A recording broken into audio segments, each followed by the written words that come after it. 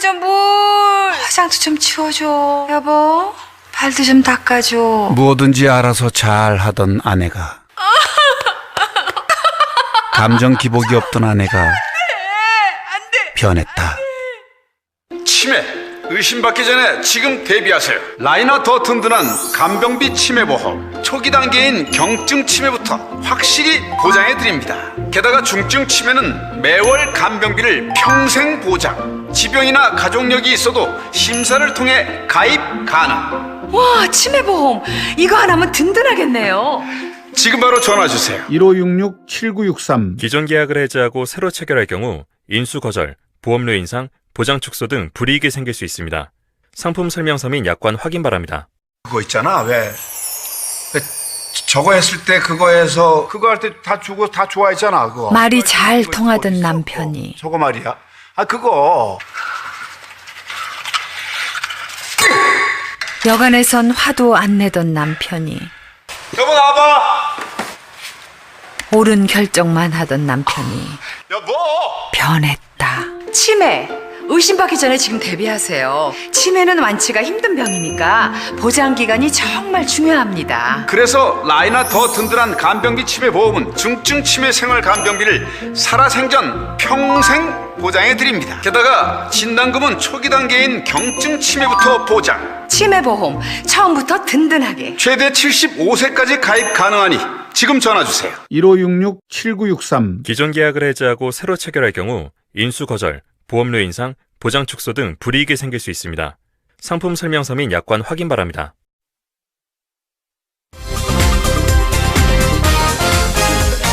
네, 여러분의 저녁 파트너 김종석입니다. 장고를 거듭하던 문재인 대통령이 오늘 결국 조국 장관을 임명했습니다. 문재인 대통령은 의혹만으로 임명하지 않는다면 나쁜 선례가 될 것이라고 말했는데요. 임명장을 주면서 대국민 메시지는 처음입니다. 이 소식 준비했습니다. 그리고 오늘도 여러분의 댓글을 기다립니다. 뉴스타트 유튜브 생방송에 의미 있는 댓글 남기시면 실시간으로 소개도 하고 질문도 해보겠습니다. 멀리 가지 마십시오. 잠시 뒤 바로 돌아옵니다.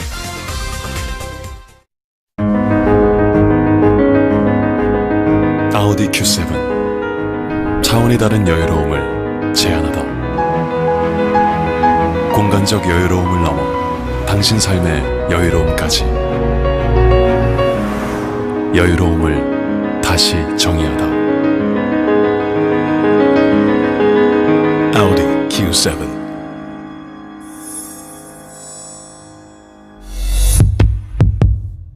오늘 나는 전에 없던 플레이를 선보이려 한다. 빠르고 간결한 혁신적인 플레이. 하나 원큐. 하나로 통한다. 원큐로 끝낸다. 하나, 원, 큐. KB 하나은행. 어디에 이런 집 없을까? 자연과 함께하는 당신만을 위한 특별한 집. 합리적 가격으로 고객의 부담을 덜어주는 이동식 목조주택 전문회사 성심건업.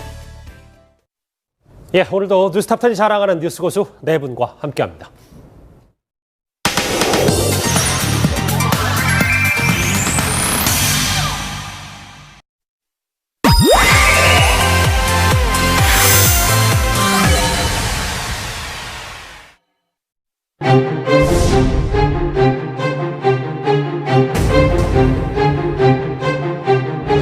하부에 의한 관계였다고 생각했습니다. 하지만 고소인들께서 그런 것이 아니었다고 하십니다. 사과드립니다.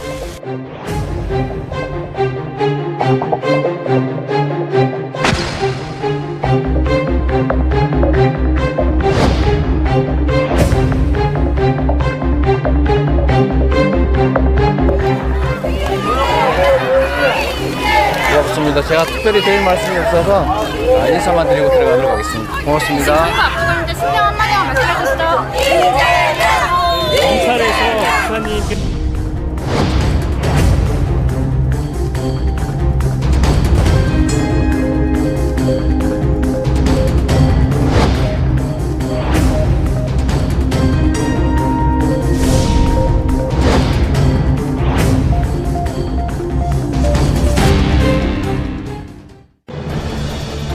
오늘 뉴스탑10이 준비한 첫 번째 이슈입니다.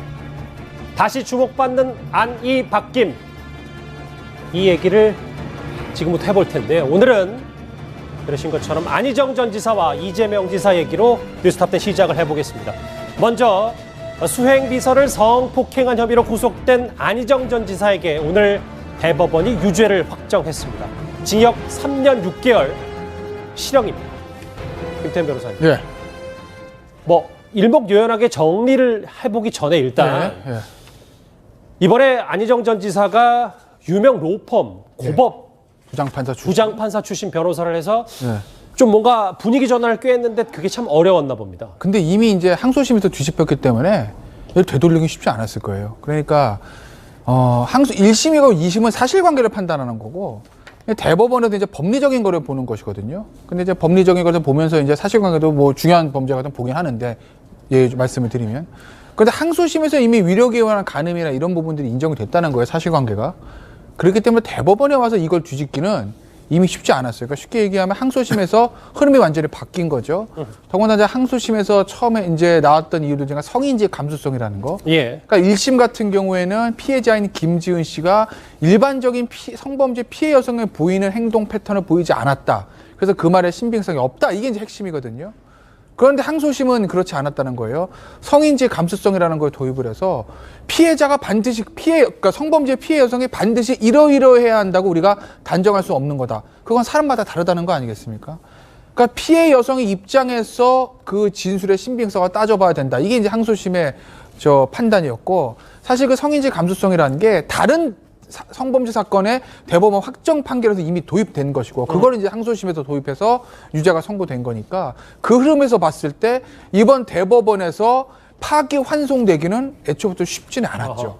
그런데 하정대 국장 이 성인지 감수성에 대해서 또다시 안희정 전 지사가 실형을 확정받으면서 그 얘기가 다시 한번 또 나오는 것 같더라고요. 예, 사실 성인지 감수성 이 말 자체가 상당히 어려운 용어인데 영어로 하면은 젠더 센서티브예요. 조금 더 쉬울지도 모르겠어요, 영어가. 그런데 어떤 뜻이냐면 간단히 얘기하면은 우리 김태현 변호사가 잠시 설명을 했는데 한마디로 말하면 성폭행 사건 아니면 이렇게 이러한 사건인 경우에 성관련 사건인 경우에는 가해자하고 피해자가 있는데 오히려 피해자 입장에서 좀 생각을 해봐라. 이게 한마디로 말하면 성인지 감수성입니다.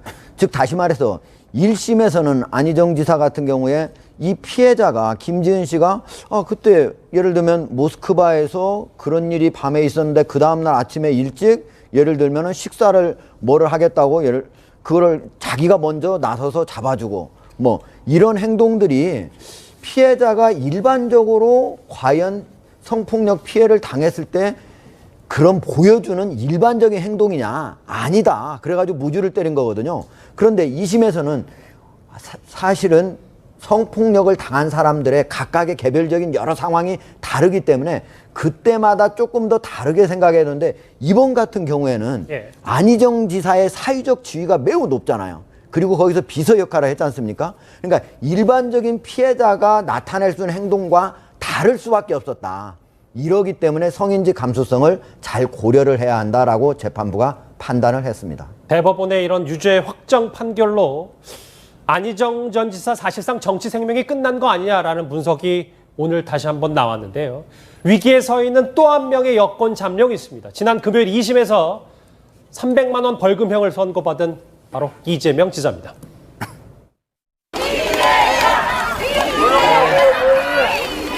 고맙습니다. 제가 특별히 드릴 말씀이 없어서 인사만 드리고 들어가도록 하겠습니다. 고맙습니다. 지금 선거 앞두고 있는데 신경 한마디만 말씀해 주시죠. 검찰에서 지사님께서 직권 남용의 사실 이재명 지사 사건도 이수희 변호사님 상당히 이 조국 후보자 당시 조국 장관 청문회 때문에 묻혀서 그렇지 이슈가 큰 거였었는데 2심에서 이렇게 벌금 300만 원 당선 무효형을 받았습니다. 이러면 앞으로 대법원의 판단은 어떻게 될지 좀 예상이 좀 되십니까? 이제 기소됐던 여러 그 범죄 중에 그 직권남용하고 공직법상 허위사실 공표 두 가지가 있었고, 그러니까 허위사실 공표에 대해서도 개별적으로 친형 강제 입원하고 그리고 뭐 대장동의 업적, 뭐 검사 사칭 이 3개가 있었는데 이 그 친형 강제 입원에 대해서만 유죄가 인정이 되면서 벌금 300만 원이 나왔습니다. 검찰에서 200만 원을 구형을 했는데. 때문에 2심 재판부가 거기에보다 100만 원이 더 많은 벌금형을 내렸어요. 근데 이제 여기에 대해서 바로 이제 상고를 하겠다고 했죠. 그러면 이게 공선법에 따라서 한 3개월 정도 안에 대법원 판결이 나와야 되는데 뭐 검찰도 같이 상고를 할지는 모르겠습니다. 그런데 지금 그 2심에서 밝힌 것은 그 합동 토론회 때, 후보자 합동 토론회 때 김영환 후보자가 형 강제 입원에 관여하지 않았느냐라는 질문에 강제 입원에 관여한 바가 없다는 취지로, 그리고 본인이 그걸 막았다는 취지로 답변을 해서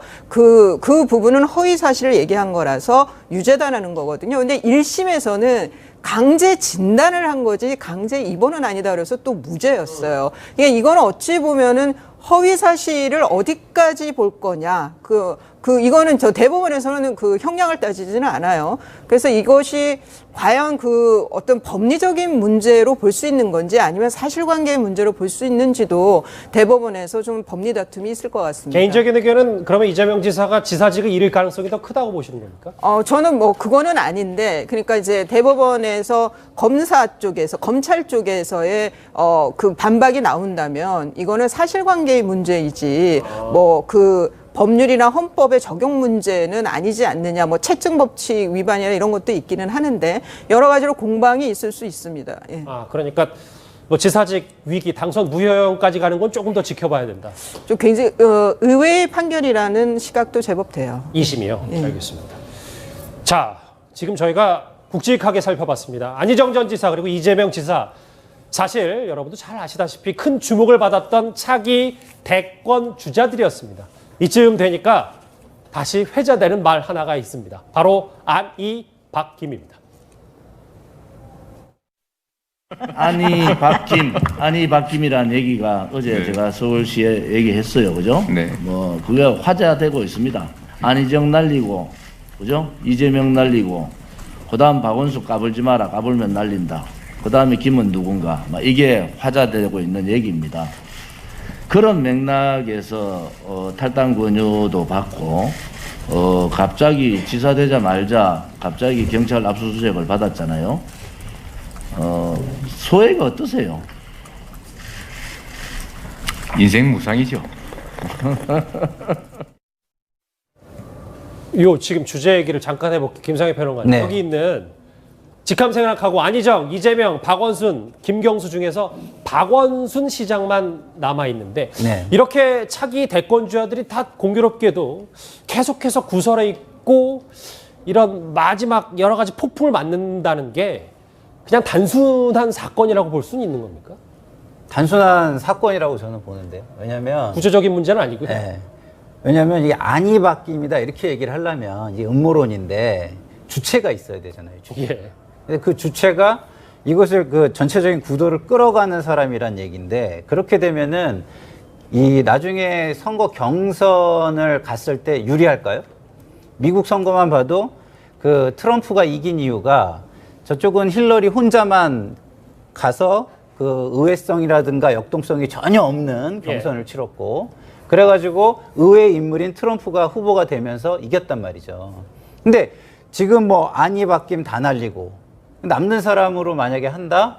그러면 남는 사람 정도가 이제 이낙연 총리하고 뭐 박원순 시장 정도 남는 건데, 박원순 시장도 저기 들어간다면 그야말로 이제 이낙연 총리 정도 남는 건데, 그렇게 되면 과연 그 경선이 흥행을 할 것이며 선거에 유리할 것인가, 이런 걸 보면 제가 볼 때는 후보들을 관리를 해서 더 세게 경선을 붙이는 게 훨씬 좋을 거다라는 측면에서 저는 그 음모론은 좀 약간 과도한 거 아닌가, 저는 이렇게 생각합니다. 다시 주목받는 안이 바뀜, 안희정 전 지사의 오늘 대법 판단 얘기가 첫 번째 이슈로 짚어봤습니다. 다음 주제, 이제 본격적으로 장관이 된 조국 후보자 얘기를 지금부터 해보겠습니다. 주제 같이 확인해 보시죠.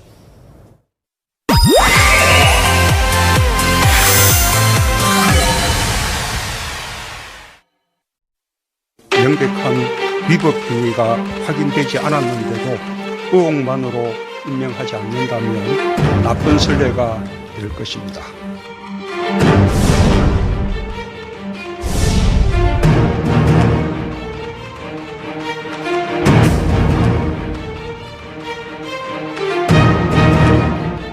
대통령께 정치적 부담을 줬다는 죄송함 없습니까? 초대선대 한마디 부탁드립니다.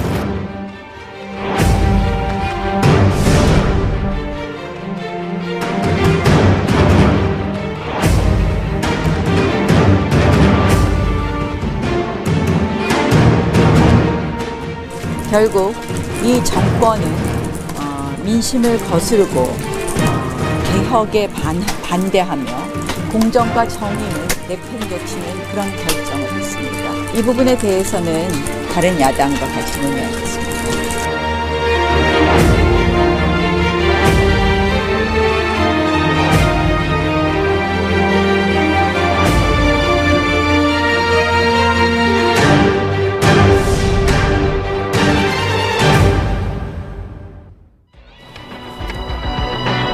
뉴스탑 10이 뽑은 1위입니다. 문재인 대통령의 말과 야당의 극렬 반발, 이 인물 조국 장관 얘기를 지금부터 해보겠습니다. 장고를 거듭하던 문재인 대통령의 선택은 결국 조국 장관 임명이었습니다. 문재인 대통령의 핵심 국정과제였던 이 검찰개혁의 마지막 퍼즐도 완성했지만 여러분들도 아시다시피 앞으로의 후폭풍도 참 거세 보입니다. 김태현 변호사. 네. 저 오늘 방송 준비하기 전에 그런 얘기를 하더라고요. 문재인 대통령을 좋아하는 사람이든 안 좋아하는 사람이든 오늘 임명은 문 대통령 스타일이다라는 얘기를 하더라고요. 한번 믿은 사람에 대한 끝까지 하는 신뢰, 뭐 그런 걸 얘기를 하는 건데, 그 이제 문재인 대통령의 인사 스타일이라는 얘기는 사실은 많이 나왔습니다. 그런 얘기들은. 그런데 저는 오늘 조국 장관의 임명은 그런 문재인 대통령의 스타일을 전 넘어선 어떤 정무적인 판단의 결과, 저는 이렇게 보는 거예요. 왜냐하면 예전에 그 국토교통부 장관 때도 그렇고 뭔가 문제 있었던 장관 후보자에 대해서 처리하는 경우들이 사실 전혀 없었던 것은 아니거든요. 예. 그러니까 이 조국 후보자 사태 처음부터 그런 말씀 제가 좀 드렸지만 조국이 아니라 다른 사람이 법무부 장관 후보자인데 만약에 그런 의혹이 있었다면 문재인 대통령은 어떻게 했을까? 저는 진작에 임명 처리했을 가능성도 높다고 봅니다. 예. 그런데 조국 후보자의 경우 끝까지 굉장히 끌고 가다가 부인이 기소가 됐음에도 불구하고 어쨌든 임명을 했습니다. 이건 뭐 본인이 신뢰한 사람을 끝까지 믿는다라는 문재인 대통령 개인적인 스타일보다도 그 더 큰 정부적인 판단. 그러니까 여기서 밀리면 잠시 야당과 보수 진영계가 너무 밀려서 레임덕이 올 수 있다는 위기감, 또 본인의 핵심 지지층이 흔들릴 수 있다는 위기감, 이런 것 때문에 아마 이 임명을 좀 밀어붙인 건 아니겠나, 전 이렇게 보는데, 예. 그런데 저는 여기서 이 말이 생각났어요. 조국 장관의 정치권에 처음 들어온 게 언제인지 아십니까? 2015년에 당시 문재인 대표가 새정치민주연합 대표를 할 때 혁신위원으로 들어왔습니다. 기억이 나네요. 그때 했던 유명한 말 있죠. 육참골단. 살을 내주고, 살을 잘라내고 뼈를 취하라, 뭐 이런 거, 뼈를 지키기 위해서 살을 내줘라, 이런 거 아니겠습니까? 그 말이 사실은 문재인 대통령에게 지금 꼭 필요한 말이 아니었나. 조국 장관을 잘라냄으로써 정권을 조금 지킬 수 있었을 텐데, 이게 조국 장관이 임명됨으로써 이제는 판이 커졌습니다. 조국 장관 플러스 문재인 대통령까지 같이 엮이는 판이 됐거든요. 알겠습니다. 이걸 과연 어떻게 이 사태가 마무리가 될지 좀 지켜보도록 하겠습니다. 대통령의 메시지를 짚어보기 전에 잠깐만요. 화면 같이 보실게요. 오늘 임명장 수여식 스케치를 잠깐 볼게요. 원래 뭐 검찰총장 임명장 수여식에는 이렇게 윤석열 총장의 부인도 대동했는데 오늘 조국 후보자 혼자였어요. 오늘 장관에 임명된 모두 다 배우자 동석하지 않았습니다. 예, 오늘 6명의 장관이 임명이 됐는데요. 지금 사진처럼 각자 이제 사진도 이렇게 찍고 했는데 과거와 달리 후보자의 부인은 모두 대동하지 않았습니다. 뿐만 아니고 다른 게 이제 있었는데 두 가지가 또 다른 게 있었는데, 하나는 생방송으로 직접 진행을 맞아요. 했다는 것. 예. 이것도 아주 이례적이고, 또 하나는 또 대통령께서 직접 임명장을 준 뒤에 대국민 메시지를 발했습니다. 이것 또한 다른 때에는 없었던 매우 이례적인 상황입니다. 이례적인 거에 대해서 하정대 국장은 개인적으로 어떻게 분석을 하십니까? 이거에 대해서. 저는 이제 그 대통령이 이번 같은 경우에는 사실은 대통령이 상당히 친화력이 있고 다른 사람하고 이렇게 어울리는 거 좋아하시거든요. 근데 지금 저 상태에서는 지금 조국 후보자 때문에 다른 장관 후보자들은 손해를 본 거예요. 왜냐하면 다른 배우자도 데리고 와서 청와대 이런 때 한번 구경도 하고 사진도 대통령하고 찍고 해야 될 거 아닙니까? 근데 결국 조국 후보자 부인이 기소됐으니 데려올 수가 없지 않습니까? 결국 다른 사람도 데려오지 마라 이렇게 된 거기 때문에 다른 장관 후보자로서는 상당히 아쉬운 날이었다라고 생각이 됩니다. 말씀하셨던 것처럼요. 임명장을 주면서 대통령이 대국민 메시지를 전한 건 이번이 처음이었습니다. 오늘 문 대통령의 중요한 발언 같이 한번 들어보시죠. 조국 법무부 장관의 경우 의혹 제기가 많았고 배우자가 기소되기도 했으며 임명 찬성과 반대의 격렬한 대립이 있었습니다.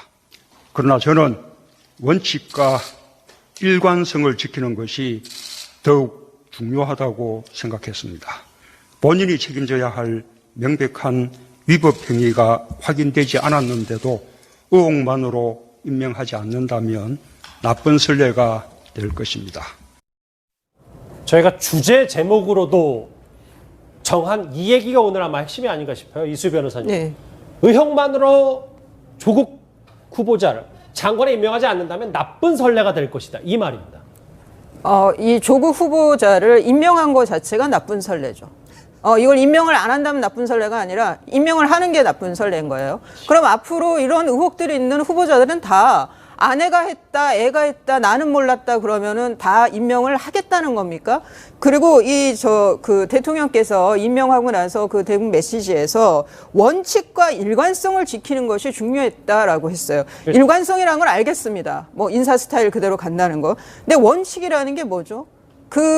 취임할 때 많은 국민들이 기대를 했던 거는 기회는 평등하고 과정은 공정하고 결과는 정의로울 거라고 했는데 임명한 이 결과가 어떻게 정의롭습니까? 저는 대국민 메시지 자체 안에서의 논리적 모순뿐만 아니라 굉장히 심리적으로 저항감을 낳게 하는 메시지였다는 거죠. 그러면서 임명하지 않는다면 나쁜 선례? 그런데 또 임명식을 봤어요. 조국 장관의.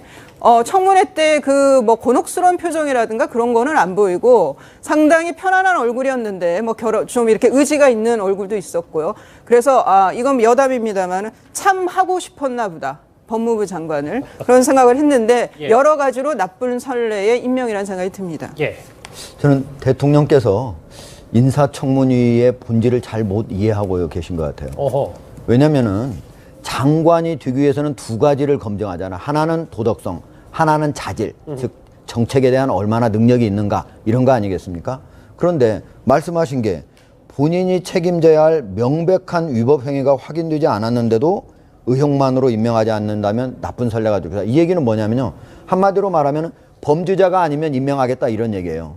그런데 범죄자가 아니면 모두 장관으로 임명할 수 있습니까? 세상에 그런 얘기가 어디 있습니까? 그리고 범죄자인지 아닌지는요. 검찰에서 수사를 통해서 밝혀낼 수 있는 거예요. 우리가 인사청문이나 국회 인사청문이나 아니면 언론의 검증을 통해서 할 수 있는 건 뭐냐면 그 사람의 도덕성을 검증해요. 도덕성이라고 하는 건 뭡니까? 어떤 의혹이 있을 때 과연 그 후보자 당사자가 해명하는 내용이 우리의 건전한 상식, 우리의 경험칙 이런 거에 비춰봤을 때 과연 그 사람 말이 맞구나. 충분히 의혹이 해소됐구나. 이렇게 됐을 때 도덕성이 있다고 하는 거지.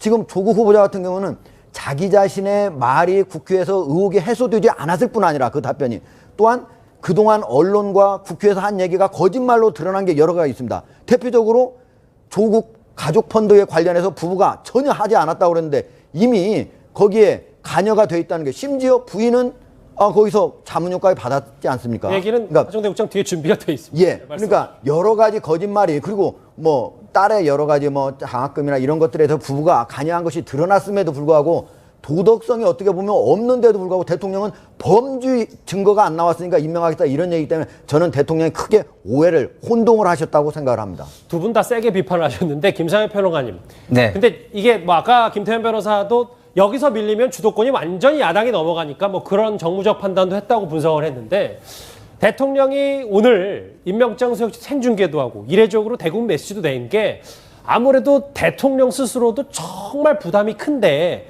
그거에 대한 어쩔 수 없는 선택이었다는 걸 하기 위해서 얘기한 거 아니겠어요? 그렇죠. 왜냐하면 이게 지금 이렇게 걷어들이기에는 너무 많이 왔거든요. 호랑이 등에 올라탔다고 우리가 표현을 많이 하지 않습니까?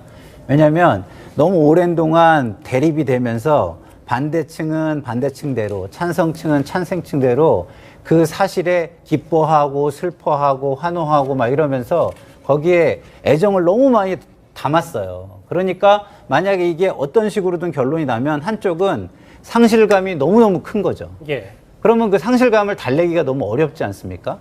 그러면 지금 상황에서는 이거를 컨트롤할 수 있는 상황으로 데미지 컨트롤을 한 다음에 그 상황을 바꿔보려고 하는 게 너무 자연스러운 거라고 저는 보는데, 그런 상황에서 보면 조국 후보자 같은 경우는 지금 지지층을 설득할 수 있는 방법이 실질적으로 불법 사항이 나오는 상황 말고는 설득하기 쉽지 않아요. 그렇기 때문에 검찰 수사에서 오히려 불법적인 상황이 나왔을 때 오히려 이거를 그 출구가 마련되지 않겠느냐, 이렇게 생각해 볼 수도 있는 겁니다. 예. 자, 오늘 대국민다화에서 뭐 여러 가지 머릿속에 문재인 대통령이 어떤 걸 염두에 뒀는지도 화면에 나오는데, 이 임명 안 하면 나쁜 선례가 될 것이라는 말 말고도 이런 말을 했습니다. 한번 저희가 쭉쭉 볼까요? 예. 준비가 됐습니까? 김태현 변호사님. 예. 본인이 이 공평과 공정의 가치에 대한 국민적 요구와 평범한 국민들이 느끼는 상대적 상실감을 다시 한번 절감할 수 있었다 라는 말도 했는데, 근데 원래 애초에 문 대통령이 2030 젊은 층한테 확실하게 타겟을 잡고 메시지를 던질 것이라는 얘기였는데 2030에 대해서 얘기는 없었거든요. 근데 그걸 메시지를 던지긴 좀 그랬어요. 왜냐하면 그 문제는 조국 후보자로 이런 거다. 조국 후보자가 그 메시지를 던져야지 뭐 대통령이 뭐 던질 건 아닌 거 아니겠어요? 근데 저는 대통령의 저 이제 메시지를 들으면서 조금 이제 의아했던 건 제도 개혁 얘기를 합니다. 그럼 제도가 문제인가요? 사람의 문제인가요? 그렇지 않습니까? 그러니까 지금 이 입시 문제가 터졌을 때 여권에서 계속 나오는 얘기가 2010년엔 다 그랬어? 이 얘기입니다.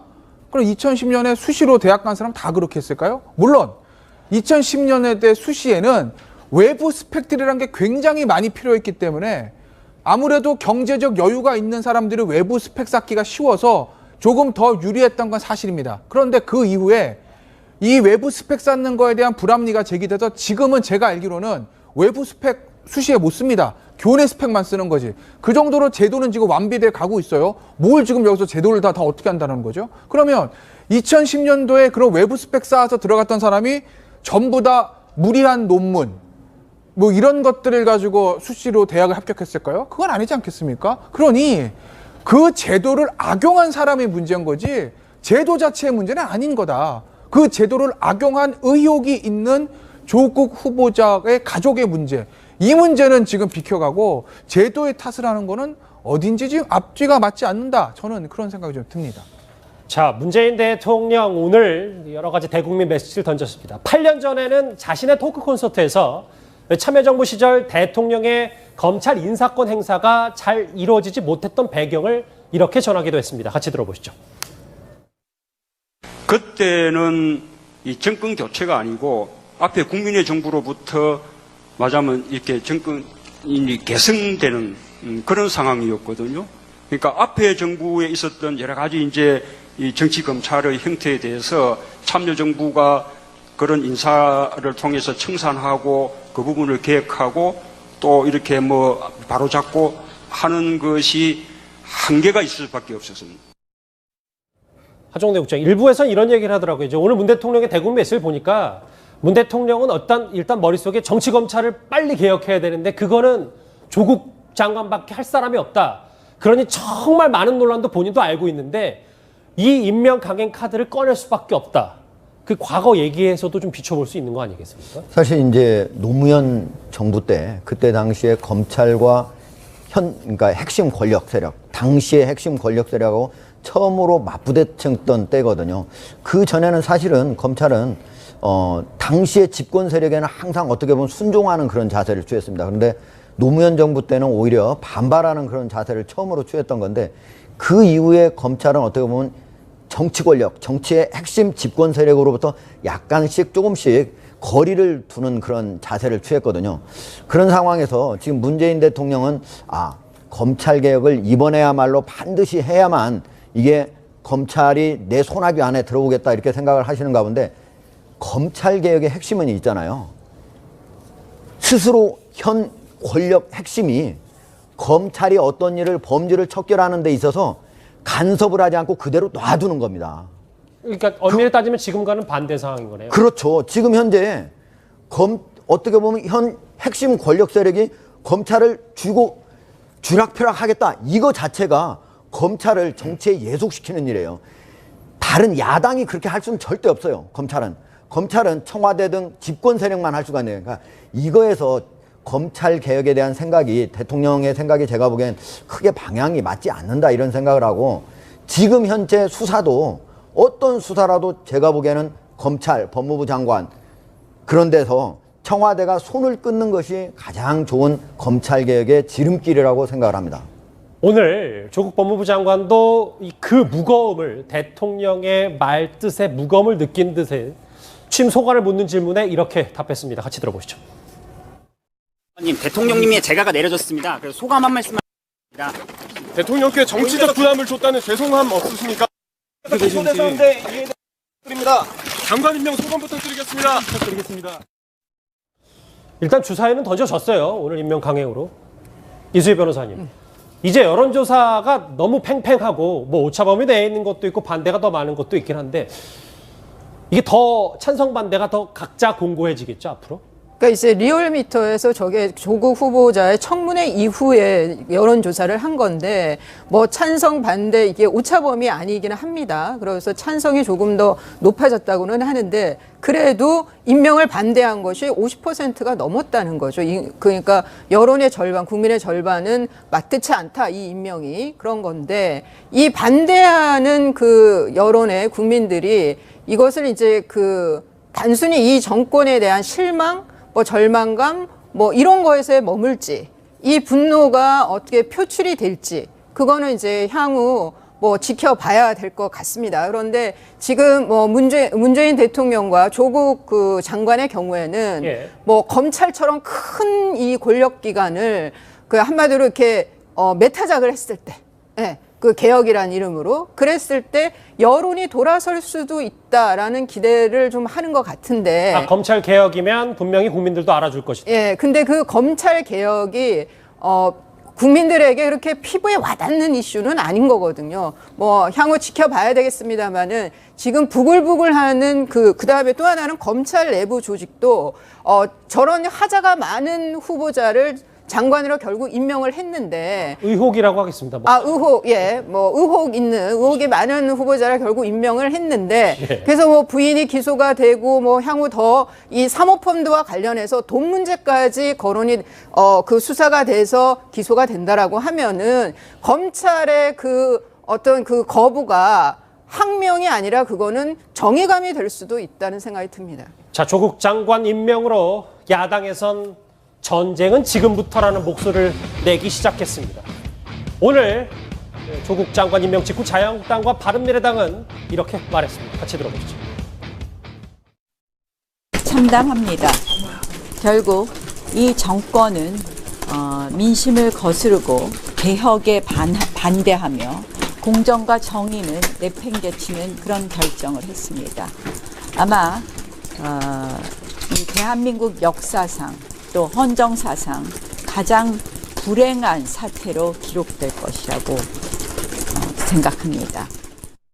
결국 대통령께서는 국민과 맞서 싸우겠다는 결심을 하신 것 같습니다. 범야권의 뜻을 같이 하는 의원님들과 함께 뜻을 모아서 강력하게 투쟁하도록 그렇게 하겠습니다. 화면을 같이 보실까요? 민심 거스른 결정이다. 나경원 원내대표 그리고 국민과 맞서 싸우겠다는 결심.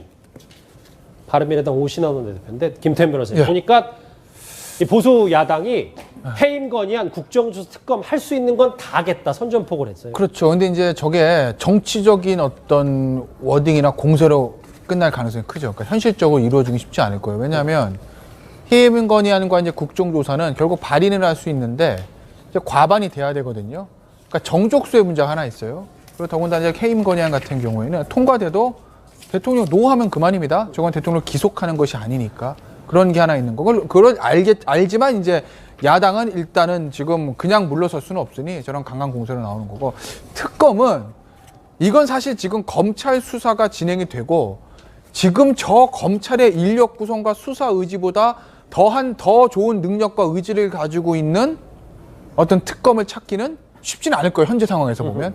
그렇기 때문에 저 특검은 검찰 수사가 용두사미로 끝난 이후에나 추진할 수 있는 거죠. 잠시만요. 이렇게 화면 보시면 김태현 변호사님 말씀은 이 특검이 지금 윤석열 검찰보다 더 못할 가능성이 있기 때문에. 아니야, 그게 제가 못하다기보다 정확히 표현드리면 지금 윤석열 검찰이 그 수사진의 수사 능력과 수사 의지보다 더 많은 능력과 더 큰 의지를 가지고 있는 특검을 찾기가 현재 상황 쉽지 않을 거다. 그리고 검찰 수사가 진행되고 있기 때문에. 물론 한 가지 변수는 있습니다. 이건 사실 좀 무리한 예측일 수도 있는데 검찰총장은 임기제입니다. 2년 임기가 보장돼 있어요. 다른 검사들은 안 그렇거든요. 오늘 조국 법무부 장관이 취임사 때 법무부 장관의 인사권 얘기했습니다. 그 인사권을 행사해서 만약에 검찰 수사팀을 인사조치를 통해서 바꾼다면, 그래서 검찰 수사가 지지부진하게 끝난다면 그때는 야당이 바로 특검으로 갈 수는 있겠죠. 그게 아닌 상황에서는 일단 검찰 수사를 좀 지켜보고 나서 특검을 추진하는 게 맞다는 겁니다. 알겠습니다. 김상희 변호사님 화면 네. 보시면 아까 뭐 특검 얘기도 김태현 변호사님 잠깐 해주셨는데 해임 건의안 있잖아요. 네네네. 만약에 자유한국당이랑 바른미래당이 정말 똘똘 뭉쳐서 해임 건의안을 발의한다고 쳐도 한 10몇 석이 모자라다면서요? 지금 자유한국당이 110석이고 바른미래당이 28석, 우리 공화당이 2석이니까 사실상 이제 한 10석 정도가 부족한 거죠. 10석이. 10석 부족한데 여기에 계속 조국 후보를 반대했던 그 민평당이 이제 4석이고 민평당 쪽에서 나온 이제 무소속이 이제 한 18석이 정도 돼요. 그러니까 명분만 있으면 사실은 안 될 건 없죠. 그렇기 때문에 그 앞서 김 변호사님이 말씀하신 대로 특검이나 국정조사 같은 거를 한 단계를 거쳐서 명분을 쌓는다면 제가 볼 때는 뭐 전혀 불가능한 시나리오는 저는 아니라고 보는데 바로 해임 건의안으로 간다. 그러면 현 상태에서는 부담이 좀 있을 거라고 저는 봅니다. 알겠습니다. 자, 지금 야당은 보시는 것처럼 정권 종말의 서곡이다라는 극렬 비판을 하고 있는데요. 오늘 문 대통령 메시지와 야당의 이런 반발에 대해서 시청자분들은 어떻게 생각하실지 오늘의 실시간 댓글 같이 한번 보겠습니다. 임명 않는 게 나쁜 선례가 아니라 임명하는 게 더 나쁜 선례다. 이수희 변호사님은 똑같은 분석을 해주신 시청자분이 되십니다. 예. 저 지금 저걸 많이 이용하더라고요. 기회는 불평등하고 과정은 불공정하고 결과는 불의로울 것입니다. 문 대통령 오늘 메시지를 비판한 댓글도 있습니다. 이따가 저희가 준비한 주제이기도 한데 자유한국당은 지금 뭐 해임 건의안 말고 장제원 의원 집안 단속이나 잘해라 라는 댓글 이따도 한번 같이 짚어볼게요. 예. 마지막입니까? 앞으로 본인 잘못만 없으면 가족 잘못 많아도 설사 부인이 재판에 넘겨져도 임명하겠다는 말인가 라는 얘기인데요. 오늘 댓글들도 참 촌철살인이었습니다. 다음 주에 넘어가기 전에 뉴스탑10이 준비하고 있는 항상 오늘의 실시간 검색어 뒷부분에 했었는데 오늘은 좀 앞서 먼저 봐야 될 것 같아요. 왜냐하면 요즘 실시간 댓글을 저희가 실시간 검색어를 모으다 보면 이렇게 반으로 정확히 나눕니다. 오늘도 문재인 지지, 검찰 단체 사표 환영라는 게 상위권의 이름이 있고요. 조국 후보자 임명 관련해서 문재인 대통령 탄핵 얘기까지 나왔습니다. 가운데 안희정 지사. 요즘 실시간 검색어를 좀 정리하다 보면 여러 가지 많은 생각이 드는데 오늘도 이렇게 조국 장관 임명으로 보통 여론 말고도 인터넷 누리꾼들 여러분들이 극명하게 엇갈렸습니다. 오늘 실시간 검색은 여기서 오늘 좀 일찍 정리를 하고요. 다음 주제 여당의 목소리를 한번 넘어가 보겠습니다. 주제 같이 확인해 볼게요.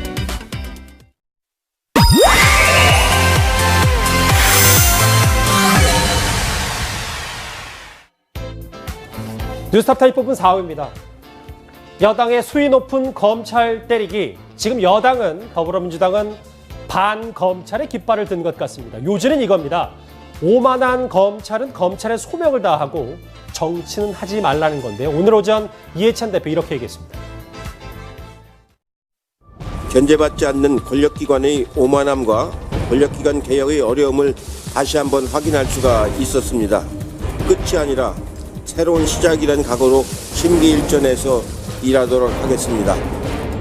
검찰은 정치의 자리가 아니라 검찰의 자리로 돌아가고 장관은 검찰 개혁과 법무 행정 전반의 개혁을 향해 장관의 자리로 위치하면 됩니다.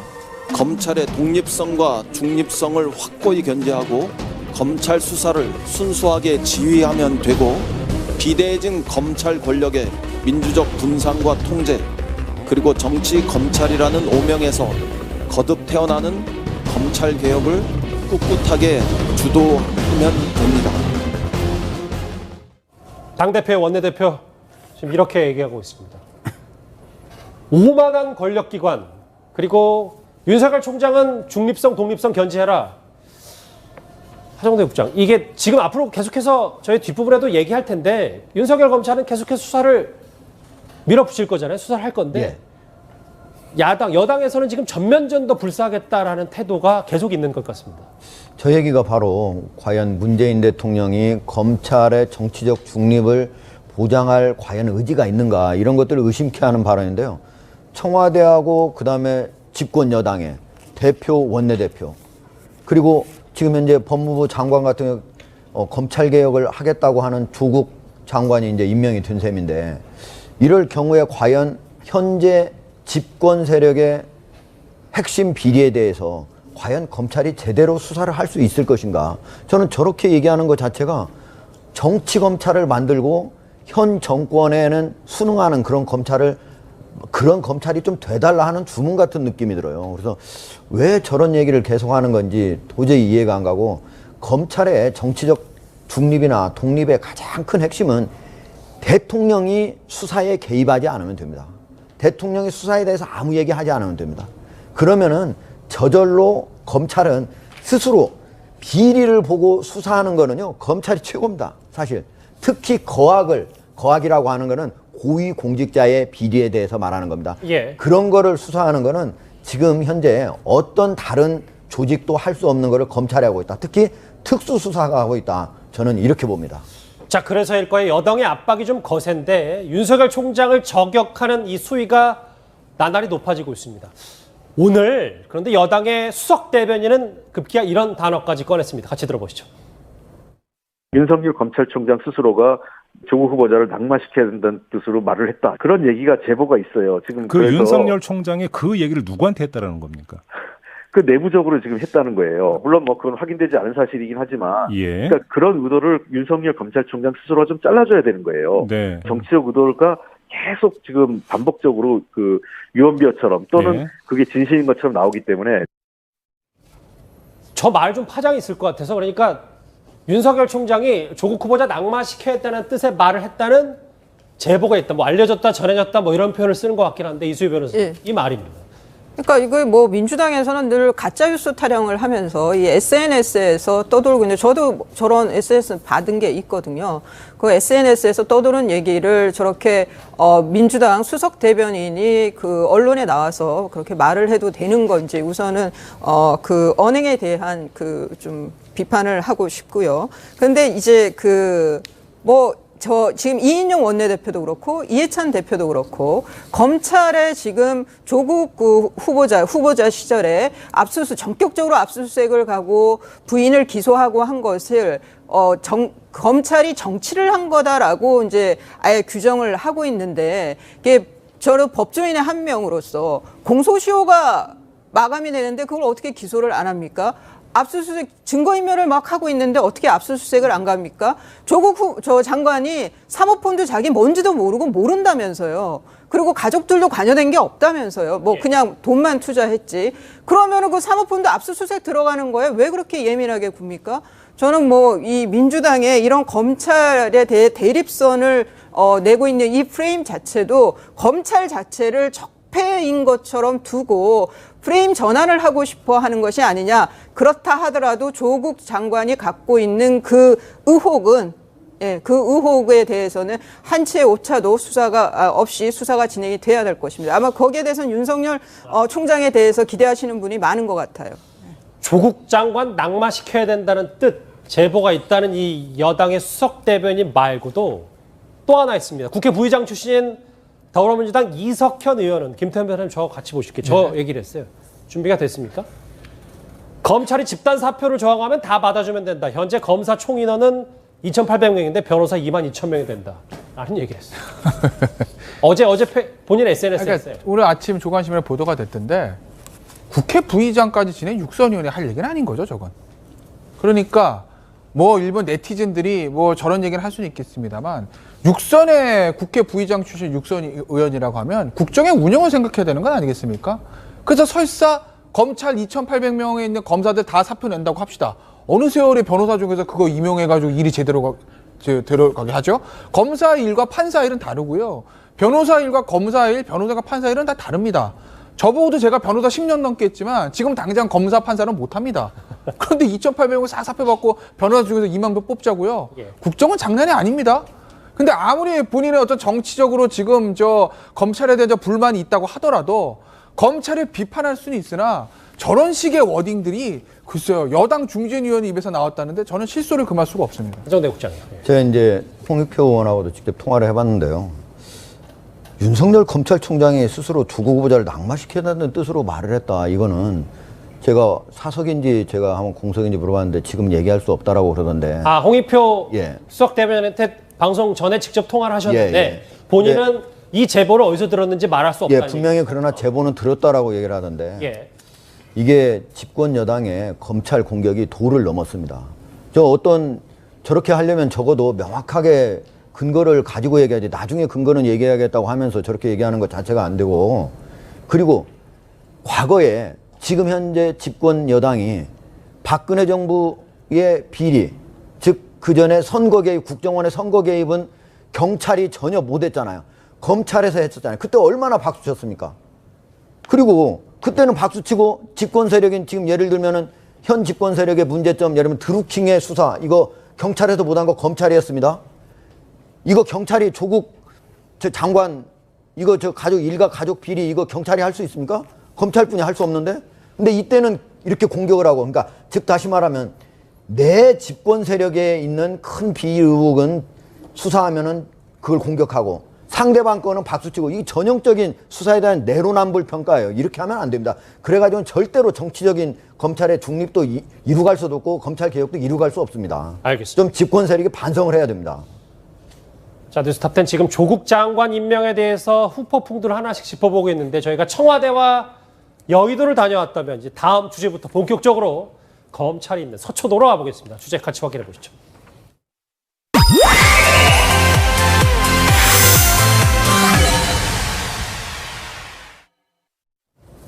자, 이 세 가지 주제 본격적인 얘기를 풀어보기 전에 먼저 조금 전에 있었던 조국 장관의 취임식부터 먼저 만나보고 오겠습니다.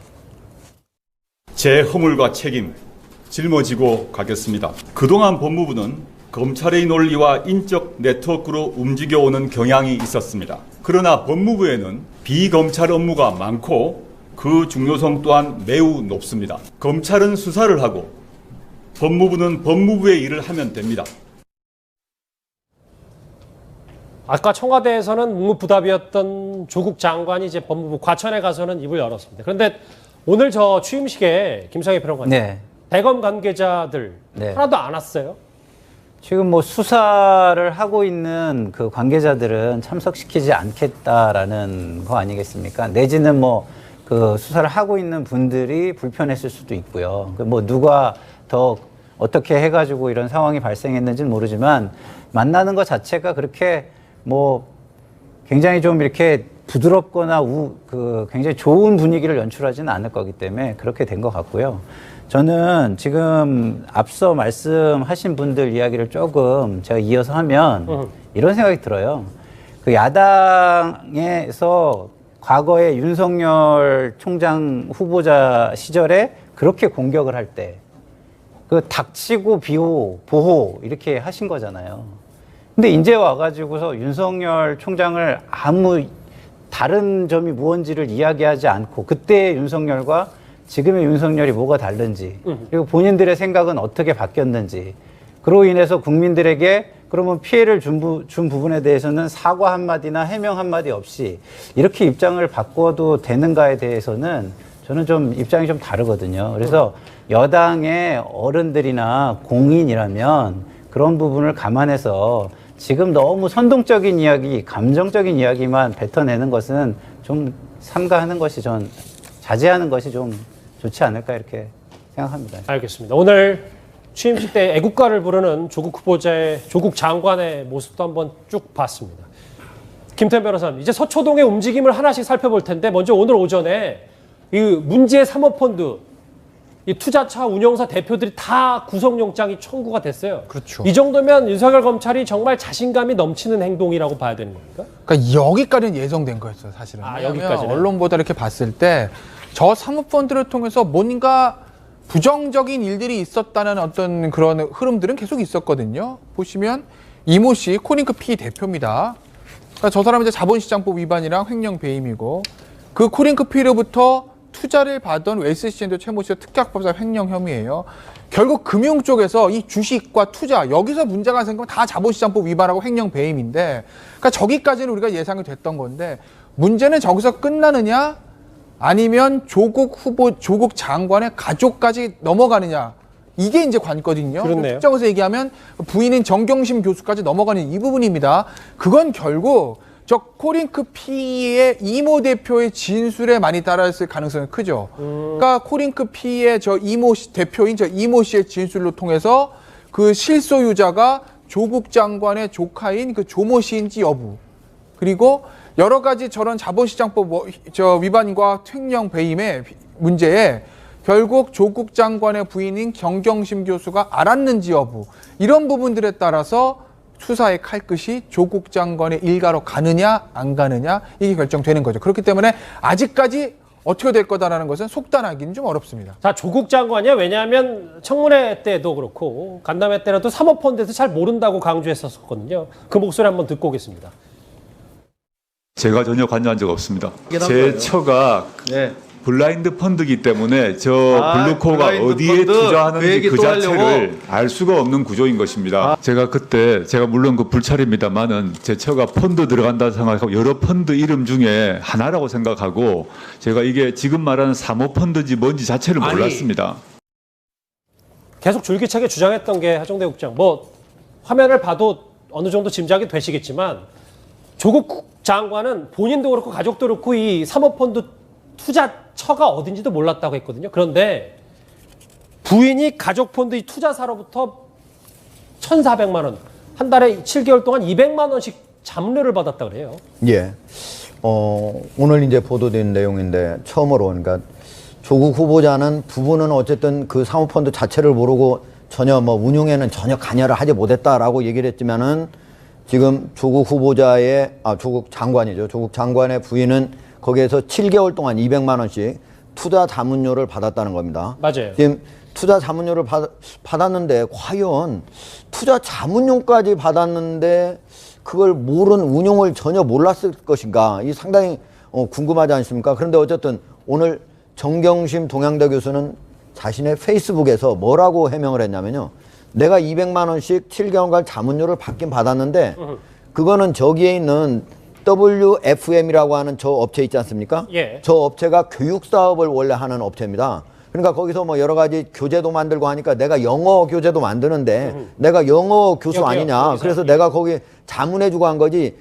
바로 이 조국 펀드하고는 전혀 내가 뭐 자문해준 것도 아니고 그 돈은 저거 가지고 한 거다. 이렇게 지금 얘기를 했어요. 그러니까 언뜻 일견은 어쨌든 그 해명도 자문료를 받은 거에 대해서는 어쨌든 그럴 수도 있겠구나 이렇게 생각은 됩니다. 다만 그러나 과연 거기에서 그런 자문까지 다 해주면서 그 유사에 그 교육사업에서 그렇게 자세히 자문을 해주면서 자기가 투자한 돈이 무려 10억 5,500만 원이나 되는데 그거는 어떻게 운용하는지도 당신이 알아서 해주시고 나는 뭐 몰라도 됩니다. 이렇게 알아서 잘 해주겠죠. 이렇게 하고 전혀 운용에 관여를 안 했을까? 이거는 상식적인 건전한 상식을 가진 사람이 도저히 이해를 할 수가 없는 상황이죠. 지금. 이수희 변호사님, 이게 원래 핵심이 그거였잖아요. 그러니까 사모펀드 투자처도 모른다고 했던 조국 장관 가족이 조금 뭐 자문료라든지 혹은 기타 다른 정보, 문재인 대통령의 중점 사업에 어떻게 알았냐라는 연결고리를 검찰이 지금 파고드는 건데 그 중에 하나가 이 자문료. 이게 지금 그 블라인드 펀드라는 게요. 애초에 펀드, 그러니까 돈 뭉치 투자를 받을 때 그때 어디다 투자할지 모르고 돈을 받는 게 블라인드 펀드지 이 그 투자 운용사가 투자사, 그러니까 어디 주식을 산다든가 하는 돈을 투자하는 그 회사를 정했을 때는 돈 맡긴 투자자들한테 당연히 설명을 해야죠. 내 돈을 몇십억씩 넣어놓고 아무 설명도 못 받는다? 그런 바보 같은 법을 만들었겠습니까? 국회에서. 블라인드 펀드는 돈 모집할 때 얘기인 거고 이후에는 다 설명을 하는 거예요. 그 투자사가 어떻게 운영이 되고 있다는 거를.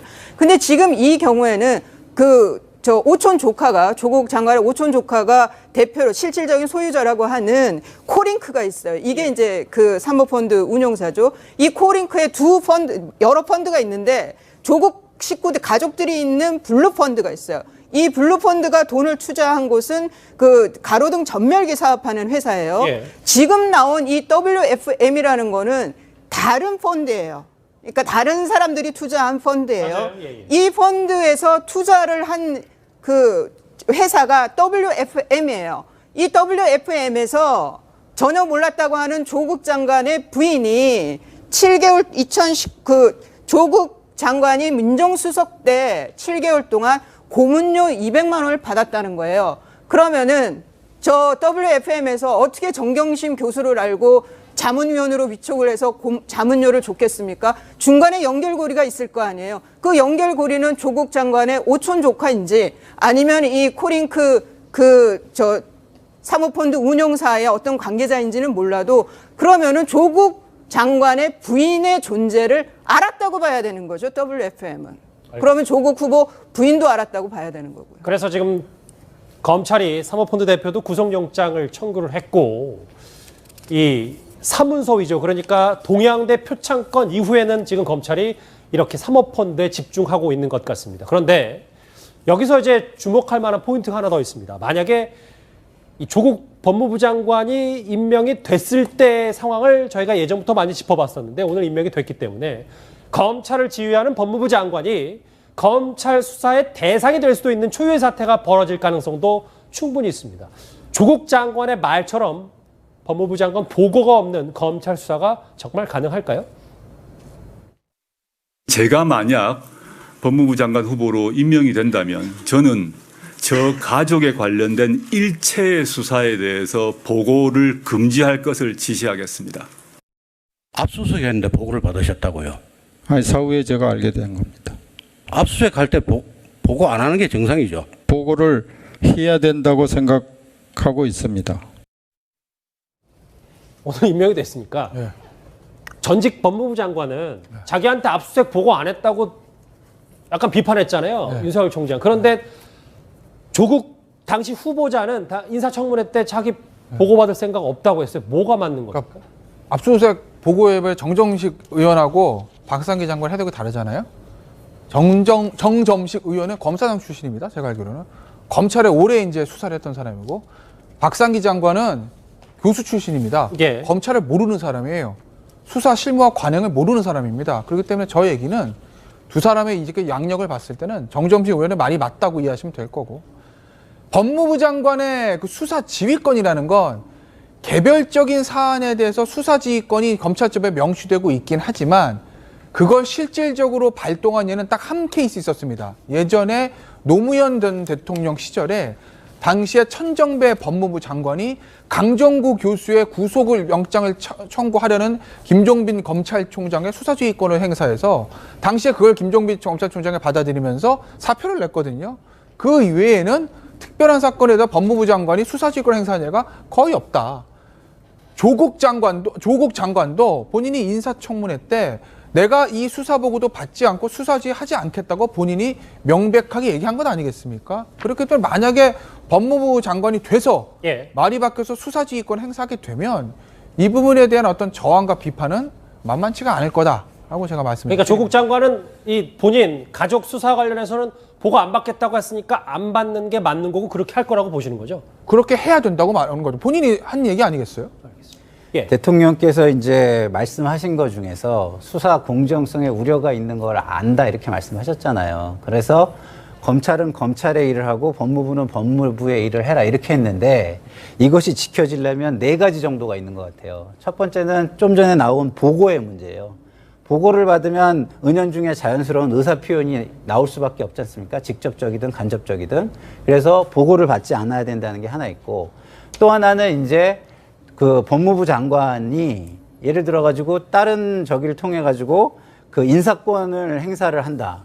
그래서 특수부를 좀 무력화시키고 다른 데를 좀 강화하고 그리고 그 과정에서 또 그 검경 수사권 조정이 있기 때문에 경찰을 움직여 가지고 압수수색이나 뭐 이런 것들이 뭐 이루어진다. 그리고 그 감찰관실을 통해서 감찰을 한다. 뭐 이런 것들이 된다면 사실상은 이게 수사 무력화할 수 있는 방법은 굉장히 여러 가지로 발동될 수 있는 거거든요. 법무부 장관의 직권 하에. 네, 직권 하에서. 그래서 그 이 네 가지 우려에 대해서도 그 조국 장관은 전혀 발동을 하지 않아야 적어도 이 수사가 끝날 때까지는 그 네 가지의 우려와 관련된 어떤 행위는 하지 않아야 공정성에 대한 담보가 될 것이다. 저는 이렇게 생각합니다. 동고가 뭐 생각보다는 더 커 보이. 예, 말씀하십시오. 아까 이제 정점식 의원하고 박상기 장관이 서로 다른 얘기를 했죠. 왜 보고 받았느냐? 보고 나는 받아야 된다 이렇게 생각한다고 그랬잖아요. 검찰의 주요 사건 사무규칙에는요, 보고하도록 되어 있습니다. 그러니까 지금까지 검찰은 어떻게 해오느냐? 압수수색을 한다든가 소환 조사를 한다 그러면은 그 일이 사전에 보고는 하지 않습니다. 그러나 사후에는 보고를 합니다. 그러니까 그런 걸 통해서 법무부 장관은 검찰총장을 구체적인 사건에 대해서 지휘를 하는 거죠. 과거에 검찰 간부가 법무부 장관이 됐을 때는요, 마치 검사장, 검찰총장처럼 법무부 장관하고 검찰총장하고도 아주 자세히 서로 상의를 했습니다. 심지어 김종빈 총장까지도 그때 당시에 천정배 장관하고 열흘 동안 토론하다시피 계속 얘기를 한 거예요. 근데 의견이 안 맞으니까, 끝까지 안 맞으니까 총장이 그러면 수사지휘권을 발동하셔. 그러면 내가 그거에 대해서 어쩔 수 없이 할 테니까 이렇게 해가지고 수사지휘권이 초유로 이제 발동이 됐던 거거든요.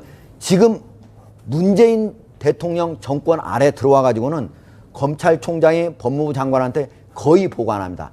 다만 주요 사건에 있어서 압수수색이라든가 소환조사는 사후 보고를 분명히 합니다. 예. 그런 거를 통해서 조국 장관이 분명히 지휘를 할 수가 있습니다.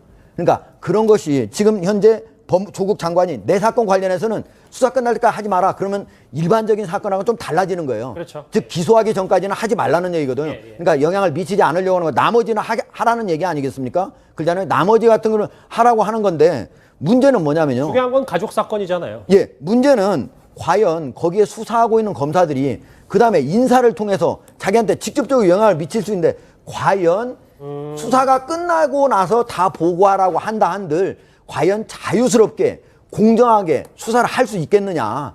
그런 측면에서 법무부 장관으로 임명 자체가 부적절하다고 보는 겁니다. 예. 그러니까 아무리 조국 장관께서 내가 이 사건은 절대로 보고받지 않겠다라고 하더라도 어렵다라는 얘기를 하는 것입니다.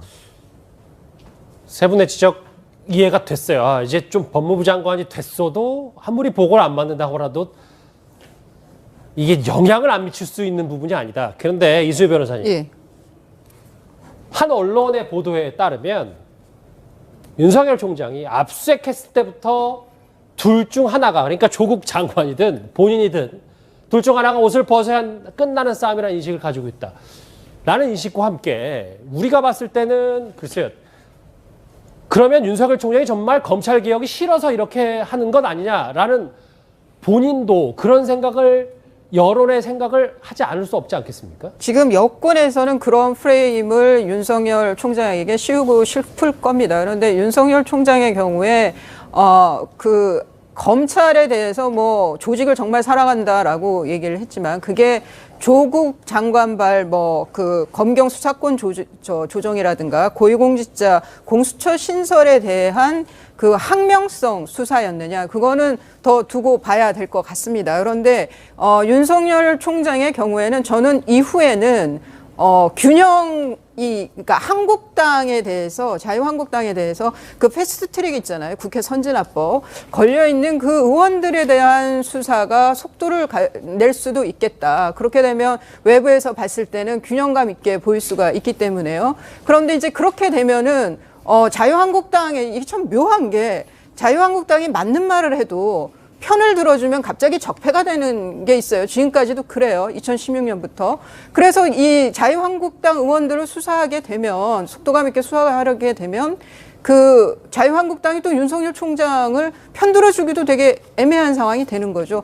저는 그런 줄타기나 묘한 아주 교묘한 그런 줄타기를 할 수도 있겠다는 생각이 듭니다. 자, 조국 장관이 이렇게 법무부 장관에 임명된 지금부터는 또 다른 전쟁이 시작될 가능성이 큽니다. 특히 윤석열 총장을 향한 세간의 우려를 이용해서 말입니다.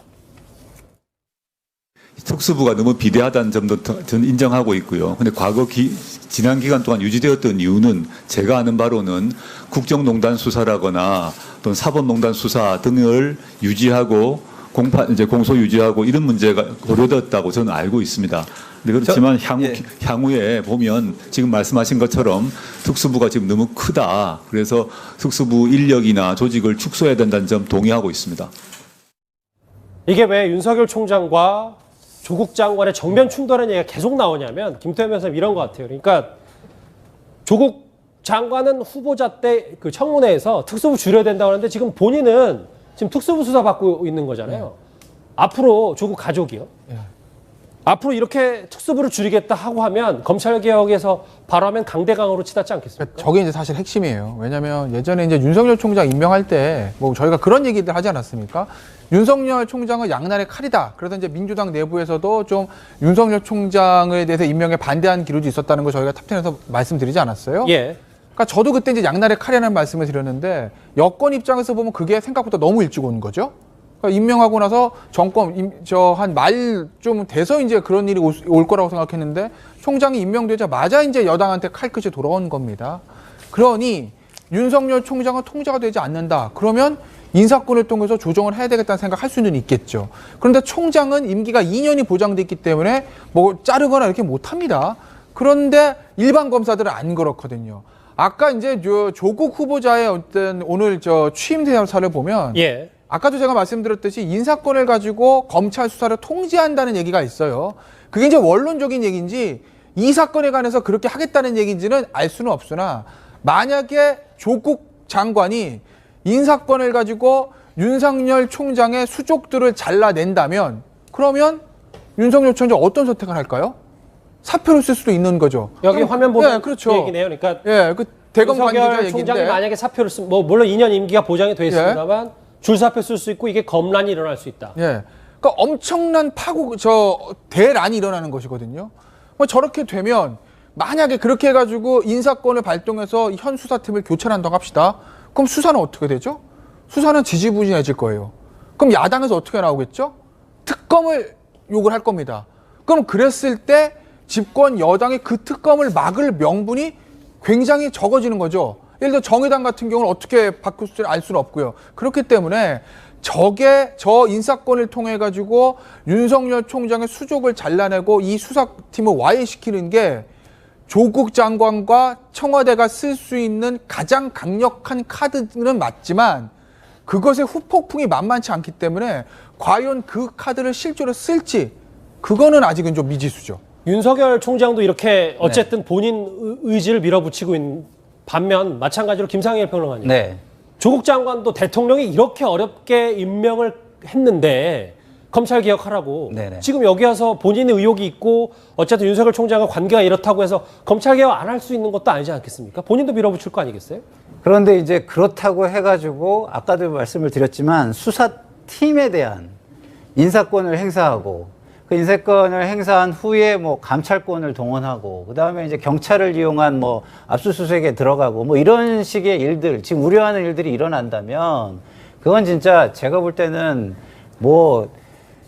어마어마한 혼란이 있을 거예요. 왜냐하면 그것을 국민들이 지금 바라봐 줄 수준도 아니고요. 그리고 국민들이 이걸 그대로 바라봐 준다면 또 무슨 문제가 생기냐면 정권이 바뀌었을 때 똑같은 방법을 이용해 가지고 똑같은 일을 또 다른 그 세력이 할 수 있는 거거든요. 그거는 역사의 불행이죠. 그거는 있을 수가 없는 일이기 때문에 제가 볼 때는 조국 후보는 검찰을 뭐 인사권을 동원해서 개혁할 게 아니라 처음부터 얘기한 것처럼 제도를 공론화장에 내놓고 제도 개혁을 잘해서 앞으로 미래에 이게 잘 움직일 수 있는 그런 제도를 만들어가는 데 치중해야지 제가 아까도 강조드린 것처럼 수사팀에 대한 인사권 내지는 감찰권 등등 보고 이런 것들은 기소가 될 때까지 받거나 이게 행사하면 저는 안 된다고 생각하거든요. 그런 이유 때문에. 아까 문 대통령이 장관은 장관이라면 되고 검찰은 검찰 본인 수사 잘하면 된다고 했는데 여기 계신 분들은 그게 쉽지 않다. 현실적으로 어렵다라는 지적들을 공통적으로 해주셨습니다. 자, 앞서는 청와대와 여의도에 관련돼서 댓글을 봤다면 지금은 서초동 검찰 분위기가 맞는 유튜브 실시간 댓글 한 번씩 살펴보도록 하겠습니다. 댓글 한번 볼까요? 민주당은 검찰에 오만한 충고 말고 국회의원 일이나 제대로 해라. 본인의 본업에 충실한다는 얘기도 있고요. 예. 일단 믿고 맡겼고 대통령도 임명을 했으니까 얼마나 검찰 개혁 잘하는지 지켜봅시다 라는 의견도 있습니다. 예. 조국처럼 살아야 법무부 장관 될 수 있나요? 문재인 대통령님 라는 의견도 있고요. 마지막입니까? 조국 장관, 법무부 장관 이왕 했으니 잘해라. 그래야 법무부가 바로 선다. 마지막 하나 더 있다는군요. 예.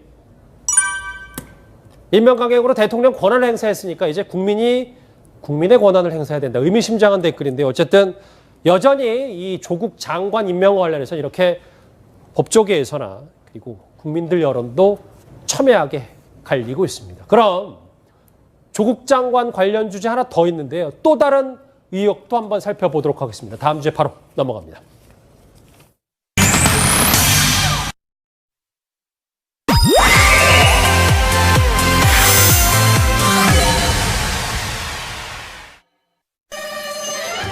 뉴스탑10이 뽑은 8입니다. 누구 얘기냐고요? 이게 조국 후보자, 조국 장관 부인 얘기입니다. 지금부터 또 다른 의혹도 하나 살펴보겠습니다. 정경심 교수가 자신의 대학 연구실에서 PC를 반출한 그날, 그러니까 압수수색 바로 받기 이틀 전에 서류 뭉치를 가득 안고 나오는 모습이 포착이 됐습니다.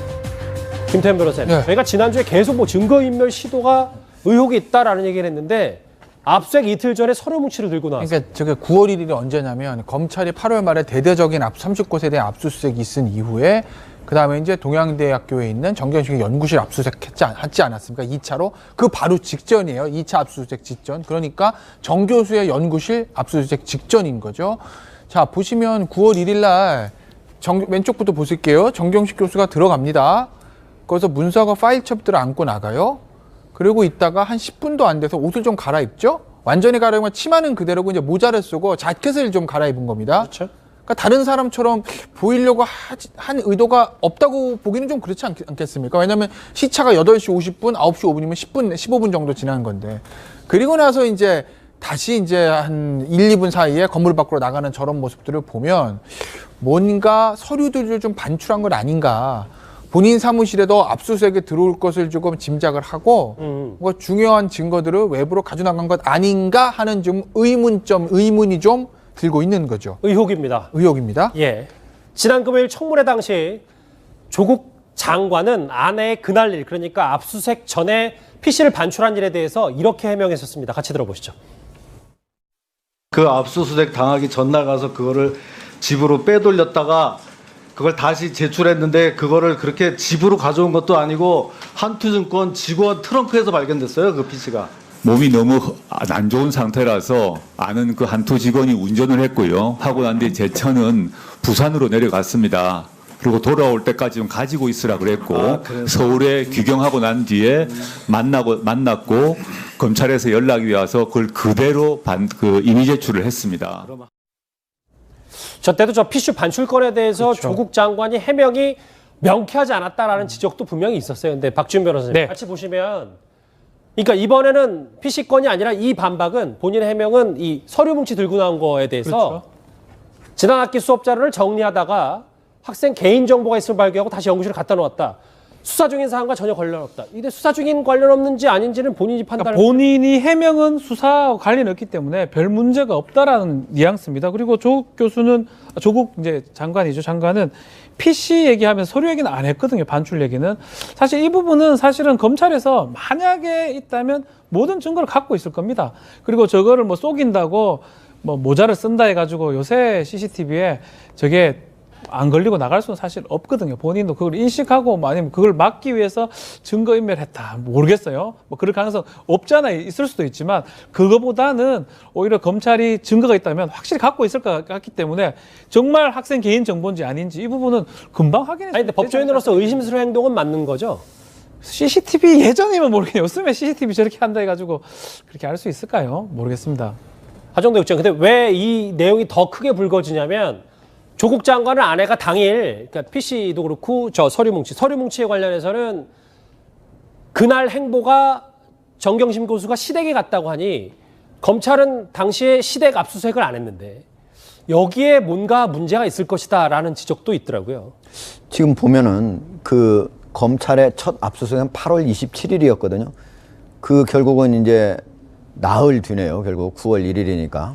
9월 1일인데 그때 저게 9월 3일 날 검찰의 압수수색이 있었으니까 검찰의 압수수색을 이틀 전에 했다고 하는 걸로 보면은 검찰의 압수수색이 있을 가능성이 있다라고 생각을 하고 바로 PC도 빼내고 그 다음에 저기 있는 서류들도 이제 반출한 거 아니겠습니까? 그런데 지금 현재 어쨌든 정경심 교수는 뭐라고 얘기하냐면 이게 학생들 수업하기 위한 자료를 내가 빼내기 위해서 그래서 갖다 놨다 하는데 그 만약에 학생들 수업과 관련된 자료라면은 왜 그거를 시어머니 댁에 갖다 놓습니까? 저는 오히려 그게 마치 이게 혹시 압수수색이 나오면은 당연히 자기의 사무실을 할 거고 잠깐 사실관계 확인하면 시댁에 갔다고 했지 그 서류 뭉치가 시댁에 있다고는 하진 않아요. 아직 뭐 가 있을 거라고 이제 예상이 되는데 저는 검찰이 제대로 된 검찰이라면 이미 압수수색 그 추적해가지고 압수수색 했을 것이라고 생각합니다. 아직까지 압수수색을 안 했다면 검찰이 게을리하는 거고요. 근데 이거를 자기가 만약에 그 수업 관련 자료라면 지금 곧 계약 아닙니까? 계약했지 않습니까? 다른데. 그럼 자기 집에 와가지고 열심히 뭐 자료를 준비해야지. 그걸 왜 거기다 갖다 둡니까? 이해가 안 되잖아요. 심지어 PC 같은 경우에도 업무 때문에 갖다 놓는다고 해놓고 그거 저기 프라이빗 뱅커 거기 바로 트렁크에서 발견되지 않았습니까? 승용차. 즉 말하면은 그 해명이 실제 행동하고 서로 맞지 않는다. 거기 지금 저기 아까 우리 김태현 변호사가 설명드렸지만 갑자기 10분 안에 변장을 해가지고 변장을 해서 다시 또 가지러 오고 이런 것들은 거기에 보면은 한 번은 상자 서류 한 상자를 가져가고 그 다음에는 백팩에 매가지고 나가고 그 정도 서류가 제가 보기에는 아마도 이번 사건하고 아무런 관련이 없었다고 생각하지만 일반인들은 이번 사건과 매우 관련이 깊은 핵심 서류만 빼간 거 아니냐 이렇게 생각할 수밖에 없다. 한영대 국장 더 하나 여쭤볼 게 조금 더 의혹이 드는 이유가 CCTV가 몇 장면만 있고 곳곳이 삭제됐다고 하더라고요. 그렇죠. 저 CCTV가 사실은 정경심 교수가 114호를 저기 그 건물에 4호를 쓰고 있거든요. 근데 거기에서 나갈 때 바로 현관 쪽을 비추는 저 CCTV입니다. 그 CCTV에 지금 현재 우리 이거를 보도한 기자가 가서 한번 쭉 확인을 해보니까 중간중간이 끊어졌더라는 거예요. 그러니까 누군가의 부탁을 받고 저 CCTV 관리자가 이미 중간중간을 이미 삭제했을 가능성이 있대. 저거 자체가 증거인멸입니다. 예를 들면은 조국 후보자의 부인 정경심 교수가 자기 자신 거를 뭐 이렇게 가져가거나 뭐 어떻게 삭제하거나 이거는 증거인멸이 안 되거든요. 그리고 조국 후보자가 뭐 저기 뭐야 조국 장관이 동양대 통장한테 이거 좀 이렇게 보도자료 내주고 이렇게 해서 해주시오. 이렇게 해서 그런 것들은 증거인멸이 안 돼요. 왜냐하면은 부부기 때문에 가족이기 때문에 제3자거나 원래 증거인멸 돼야 되지만 가족이라 봐주는 거예요. 근데 이거 같은 경우는 CCTV 관리자가 만약에 그거를 부탁받고 삭제했다. 명백한 증거인멸입니다. 지금 수사해야 될 대상입니다. 저는 이제 이 사태를 보면서 좀 이렇게 안타깝기도 하고 그리고 국민을 위해서 진실이 밝혀지기를 바라고 이런 마음에 제가 저희 진영에도 그렇게 쓴소리도 많이 하고 그러는데 지금 하신 말씀들은 제가 볼 때는 조금 시청자들께 과도한 면이 있다고 봅니다. 왜냐하면 그 사건이 진행되고 그게 있었던 걸 드라이하게 전달해 줘야 될 단계지 그것이 뭐 증거를 인멸할 만한 의심이 있다라든가 아니면 뭐 이것이 뭐 어떤 거를 이렇게 뭐 이렇게 확정 짓는 듯한 이런 그 단어를 사용하신다든가 이거는 저는 지금 단계에서는 하면 오히려 좋을 게 하나도 없다고 봅니다. 왜냐하면 아까도 말씀드렸지만 양쪽 진영의 사람들이 전부 다 자기 주장을 하고 있는 거거든요. 알겠습니다. 이럴 때는 자기 주장을 강화하는 것보다는 팩트를 중심으로 차분하게 이야기하는 게 정말 중요하다. 저는 이걸 좀 말씀드리고 싶네요. 아직 번거지를 쓴 채 서류를 안고 나왔음에도 일단 그거는 확증해서 증거인멸이라고 보기는 어렵다는 그렇죠. 말씀이죠. 제가 말하는 거는 증거인멸죄를 범행을 했다는 게 아니고 증거인멸 의혹이 있기 때문에 검찰 수사가 돼야 된다라는 그런 얘기입니다. 알겠습니다. 검찰의 수사가 시작되기 전에 없던 범죄의 증거가 범죄 혐의가 확정되는 경우는 없습니다. 예. 김태현 변호사님. 네. 그런데 지금 뭐 서류 뭉치 다발로 많이 갖고 나왔다라는 거 그 전에 사실 이 컴퓨터 PC 반출 얘기가 청문회에서도 참 많이 이슈가 됐었는데, 근데 당시에 그 PB, 그러니까 증권사 프라이빗 뱅커, 예. 개인 자산을 관리해주는 사람이 같이 따라갔다는 얘기가 참 많이 했었는데, 그렇죠. 지금도 왜 그 사람이 따라갔고 왜 트렁크에 있었는지에 대해서는 참 의문점이 많습니다. 저걸 요새 많이 인터넷 쓰는 용어로 의문의 일패라고 해야 되나요? 그러니까 저 PB는 어찌해서 그 자정에 거기까지 가서, 사실 정 교수 혼자 가서 가져와도 되는 거 아니겠어요? 근데 PB가 어디 저기까지 가가지고 그거를 날랐을까? 뭐 무슨 서버를 가져오는 것도 아니고, 그 PC가 무거우면 얼마나 무겁다고. 결국 그것도 정경심 교수가 가져간 게 아니라 그 PB가 차에서 이제 보관하고 있었어요. 근데 PB들이 사실은 고액자산가의 그런 저런 일종의 집사처럼 부탁들 많이 들어주는 건 맞습니다. 왜냐하면 이 PB들이 금융계에 보면요, 오히려 사장보다 연봉 많이 받는 PB들도 있거든요. 왜냐하면 그 PB들의 연봉 체계라는 게 기본급도 있지만 인센티브, 결국 그건 본인이 관리하는 고액자산가가 얼마 정도의 자산을 관리했냐, 이거에 따라서 본인의 수입이 결정되기 때문에 굉장한 고액자산가의 부탁들은 PB들이 많이 들어주기 마련이죠. 그러니까 저 한 투의 PB가 정경심 교수의 부탁을 들어주는 건 이해는 가는데, 예. 문제는 그 자정까지 가서 그 컴퓨터를 본인이 차에 보관하고 있는 거. 그럼 분명히 이 PB도 지금 언론 보도를 보면 뭔가 이거 좀 문제가 있는 거라는 걸 인식을 했을 텐데 저렇게까지 했다라고 얘기를 하면 단순한 PB일 수도 있지만 뭔가 그 전경심 교수의 어떤 이 관련된 의혹들에 대해서 잘 알고 있을 가능성입니다. 어제까지. 그것도 배제할 수는 없는 거죠. 알겠습니다. 조국 장관의 임명 후폭풍과 그리고 남은 의혹까지 차례로 한번 정리를 해봤습니다. 분위기를 조금 바꿔볼게요. 다음 주제 바로 만나보겠습니다.